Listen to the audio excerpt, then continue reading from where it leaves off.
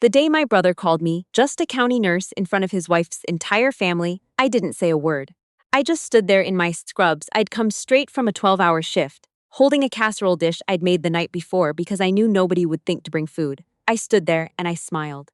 And 2 weeks later, when 7 IRS criminal investigators walked into the grand opening of his wife's new real estate firm, I was home, folding laundry, drinking decaf. And honestly, that was the best night I'd had in years. But let me back up, because none of this makes sense without the part that came before it. My name is Dara. I'm 41 years old, I'm a registered nurse in the ICU at a county hospital in central Ohio, and I've been doing this job for going on 17 years. My husband Ray is a public school teacher, 8th grade history. He coaches JV baseball in the spring.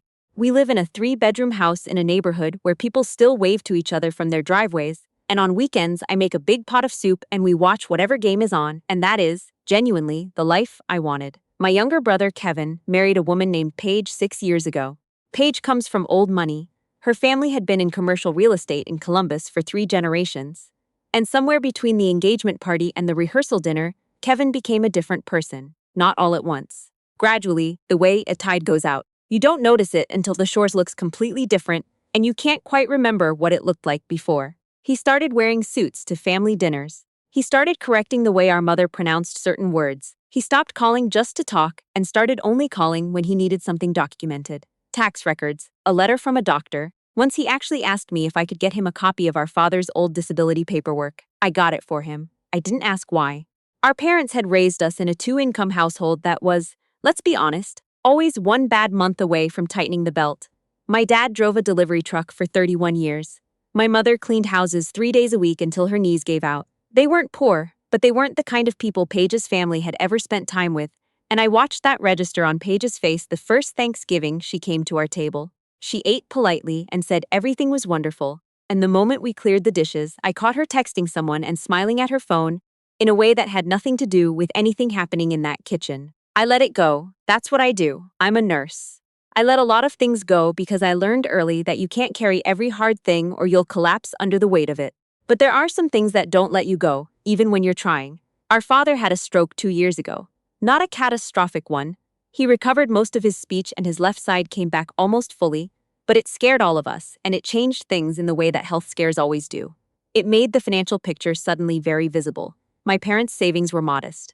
Their house was paid off, which was the one solid thing, but the medical bills started stacking up, and my mother called me one Sunday morning, her voice tight in a way she was trying to hide, and told me that they were thinking about refinancing. I told her not to do anything until I could sit down and look at the numbers with her. I took a day off work, I traded a shift with a colleague, and drove to their house and sat at the kitchen table with a legal pad and my laptop and went through everything. Cable they didn't need, insurance that could be renegotiated, a prescription that had a generic equivalent their doctor hadn't mentioned. I found them about $400 a month in savings without touching the house. It took a full afternoon. Kevin sent a Venmo for $200 when I told him what I'd done. $200, with a little money bag emoji. I stared at it for a long time and then I put my phone down and finished making dinner. The thing about Kevin is that he isn't cruel in an obvious way. He doesn't say terrible things and laugh. He does something quieter and almost worse. He diminishes. He makes you smaller without ever raising his voice. He'd been doing it to me my whole life, and I'd spent most of my adulthood convincing myself it wasn't intentional, that he was just distracted, just busy, just ambitious in ways that sometimes made him oblivious. I gave him so much benefit of the doubt over so many years that I'd basically handed him a full bank account of it, and he had never once paid it back. The grand opening of Paige's firm was in March. They'd expanded, 3 locations, a new brand identity, a PR firm handling the launch. It was a big deal for her family. There was a venue, catering, a photographer, the whole production. I was invited, which surprised me a little. We weren't close, Paige and I, but I think my mother had said something, or Kevin had felt obligated. Either way, the invitation came and Ray and I talked about it and decided we'd go, show up, be family. I got there early. That's another nursing habit. I'm always early, I can't help it. The venue was a renovated warehouse space downtown with exposed brick, and those Edison bulbs strung everywhere, and the kind of flower arrangements that probably cost more than our monthly mortgage payment. It was beautiful in an impersonal way, like a magazine spread of a place rather than an actual place. Paige's mother, a tall woman named Lorraine, who I had met exactly 4 times, air-kissed my cheek and immediately turned to the couple behind me. Kevin shook Ray's hand without looking at him. He was already scanning the room for someone more useful. I found us a spot near the food table, because there is always food at these things, and I had again, come straight from a long week, and we stood there with our little plates of bruschetta, and I watched my brother work the room. He was good at it, I'll give him that. He had learned to smile with his whole face and remember names and ask the right follow-up questions, and watching him do it felt like watching someone perform a trick they'd been practicing in a mirror. Paige's father gave a toast, then Paige gave a toast, then Lorraine gave a toast. I had a glass of sparkling water, and Ray squeezed my hand. Then Kevin got the microphone. He talked about Paige, about her vision, about what the family had built across 3 generations. And it was lovely, genuinely. Then he started talking about family, about support, about the people who shape us. And I thought, okay, maybe he's going to say something about mom and dad, about how hard they worked, something. Instead, he said something like, and I'm paraphrasing, but not by much, we've been so fortunate to have the right people in our corner. People who understand what it takes to build something real. And then he looked out at the room and he said Paige's siblings' names. He said her parents' names. He mentioned 2 colleagues by name. He mentioned Paige's college roommate. He did not say my name. He did not say Ray's name. He did not say our parents' names. And then one of Paige's aunts, a woman I'd never met, leaned over to me and asked what I did. I told her I was a nurse. ICU County Hospital. She nodded the way people nod when they're already thinking about something else and said, oh, well, that's very admirable, the way she said admirable. Like I was a charity. I smiled. Thank you, I said. It keeps the lights on. Kevin heard me say it. He was close enough. He turned and looked at me with this expression I know so well, patient, slightly pained, like I was a toddler who had said something embarrassing, and said quietly, Dara, come on, tonight's not really the night for the humble bit. I looked at him. I'm not doing a bit, I said. You know what I mean. I really don't. Ray put his hand on the small of my back. Not to stop me. Ray doesn't stop me from things, but just to let me know he was there. Kevin leaned in a little closer and he said, Lo, you've always done this. Made everything about the paycheck. Some people build things, Dara. It doesn't make you less than, it just means we're different. I want you to understand that I have been cursed at by patients in pain. I have had families scream at me in waiting rooms. I have delivered news that no one should have to deliver. And I have sat with people while they died, and I have gone home and made dinner and gone back the next morning. I have a pretty high threshold for things people say to me in the heat of a moment. But something about the way my brother said, it doesn't make you less than. Like he was doing me a favor by acknowledging that I was a full human being. Something about that cracked something open in me that I hadn't known was closed. I didn't make a scene. That's not who I am. I handed Ray my plate, I told Kevin to enjoy his evening, and I walked to the bathroom and stood at the sink for a few minutes with the water running cold over my wrists, which is something I do when I need to reset. And then I went back out and Ray and I stayed another 40 minutes and then we left. In the car, Ray didn't say anything for a while. Then he said, You okay? I said, Not really, but I will be. He nodded. He merged onto the highway. Do you want to talk about it? Not yet, I said. He turned on the radio, low, an old Springsteen song. We drove home. What I didn't know that night, what none of us knew, was that Paige's real estate expansion had been financed in part through a series of private investment vehicles that were, to put it plainly, not legal.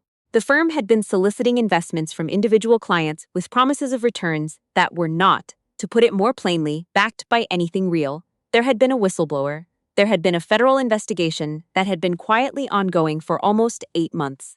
The grand opening of the new firm, all those Edison bulbs, all that bruschetta, was, apparently, one of the final pieces of evidence the investigators needed to document a public event proving the business was operational while the fraud was actively ongoing.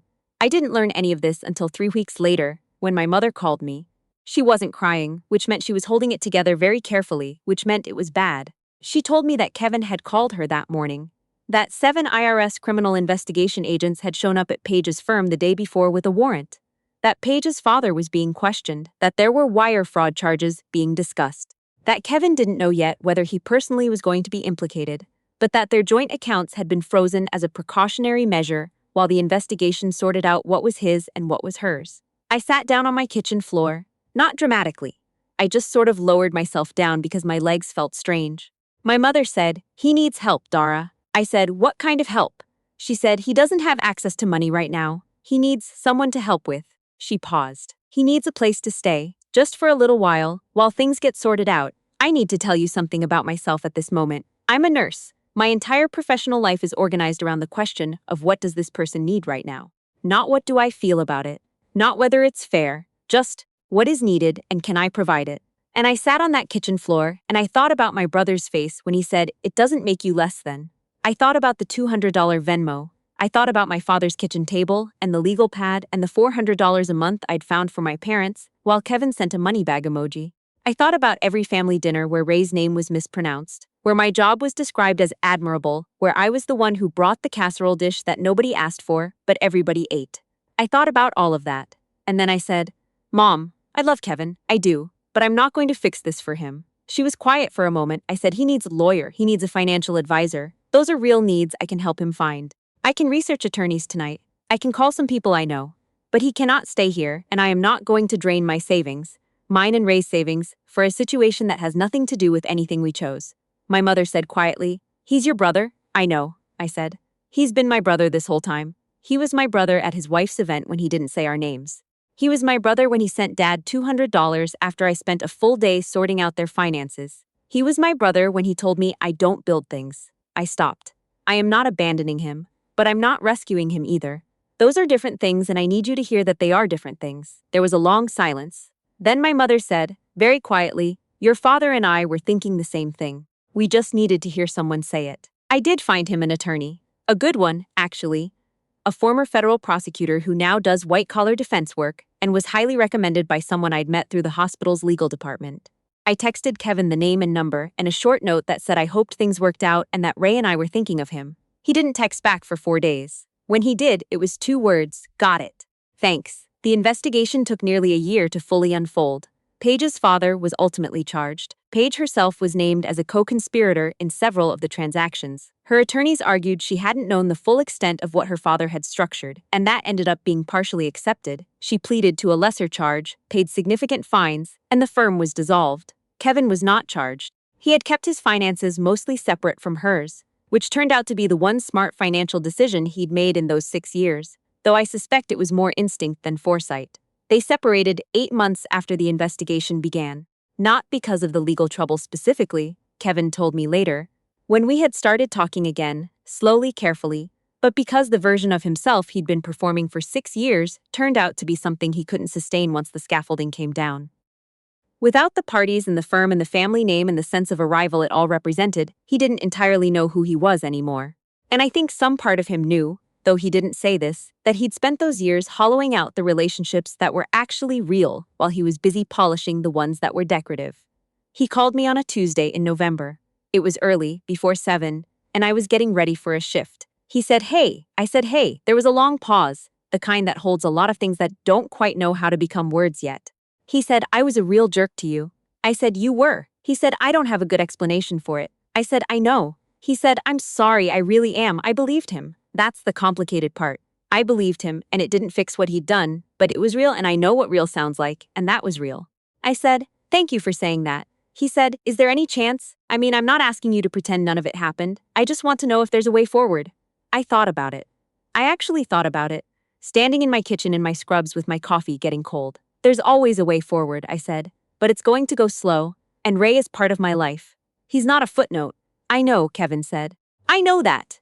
Okay, I said. Then yeah, we can figure out a way forward. There are people in my life who, when they heard the full story, expected me to feel triumphant. A few friends said things like, karma got him and you must feel so vindicated. My mother's neighbor, who knew vaguely what had happened, told me at a block party that it was so satisfying when things work out. And I understand that impulse. I do.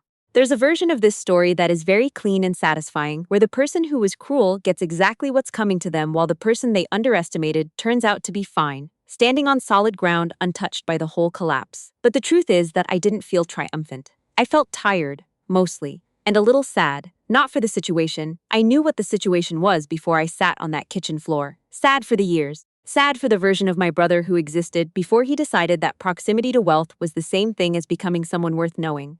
Sad for the dinners where I watched him scan the room for someone more important to talk to. That's not a satisfying feeling. It doesn't resolve into anything clean. What does feel solid is this.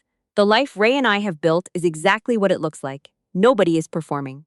Nobody is building a version of themselves that requires a certain level of income or a certain address or a certain room full of the right people to hold its shape. Ray grades papers at the kitchen table on Sunday evenings and I make soup, and we talk about our weeks, real things, small things, things that don't matter to anyone but us, and that turns out to matter more than I ever knew how to articulate when I was younger and thought I was supposed to want something bigger. I went back to work the day after Kevin called.